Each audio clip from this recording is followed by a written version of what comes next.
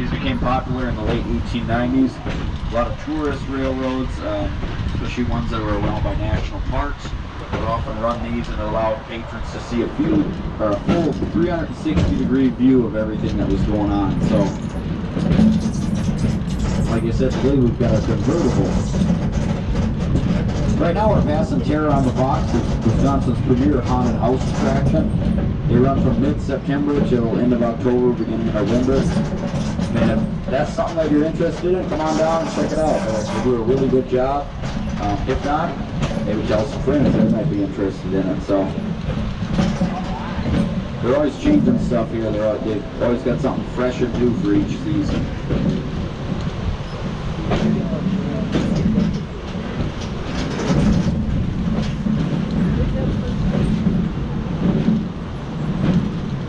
Alright, we're going to be going down grade here.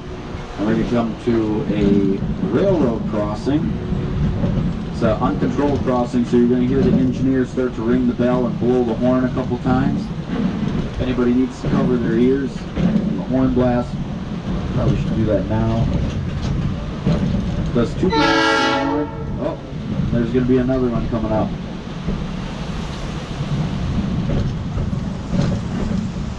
I'll let you guys know when the coast is clear. There's one more coming up. There you go. Alright, we should be good now.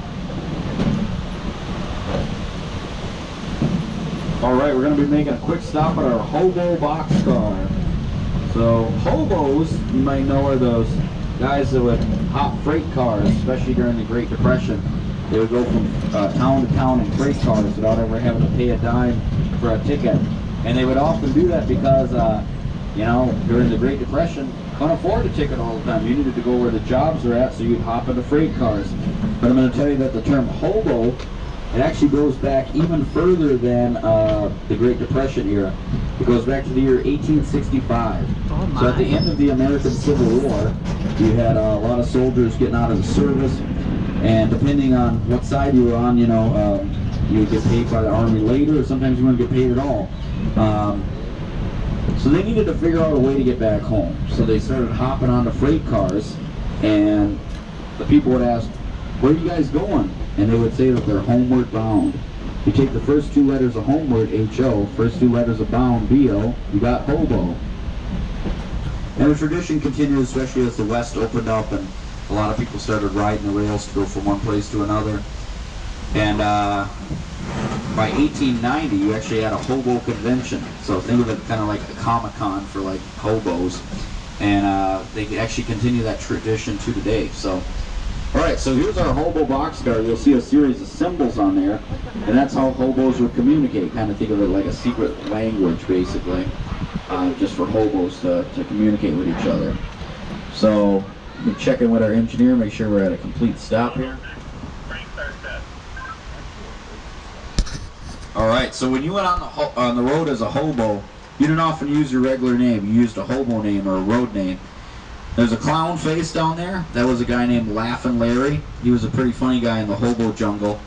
If anybody wants to get up and readjust your seat, go ahead right now if you want to get a better vantage point.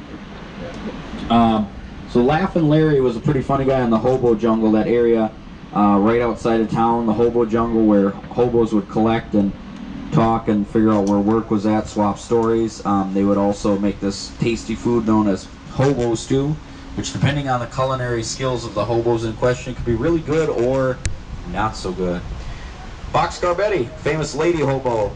During the Great Depression, believe it or not, 10,000 women rode the rails. It wasn't just guys that rode the rails. So Boxcar Betty was a famous lady hobo.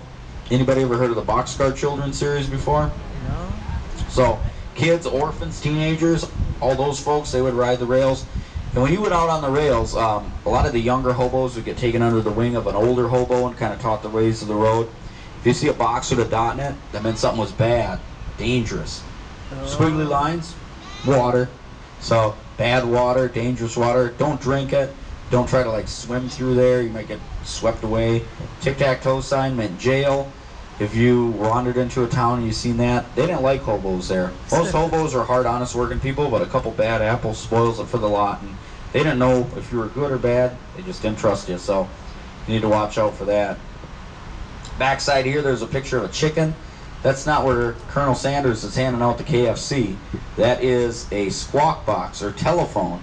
So got to remember, back in the Depression, especially out in the country, most places didn't have a phone. So if you could find one that you could actually use, that was like a gold mine right there. You could call your friends and family, let them know where you were at. Obviously they couldn't write you because you don't have a permanent address.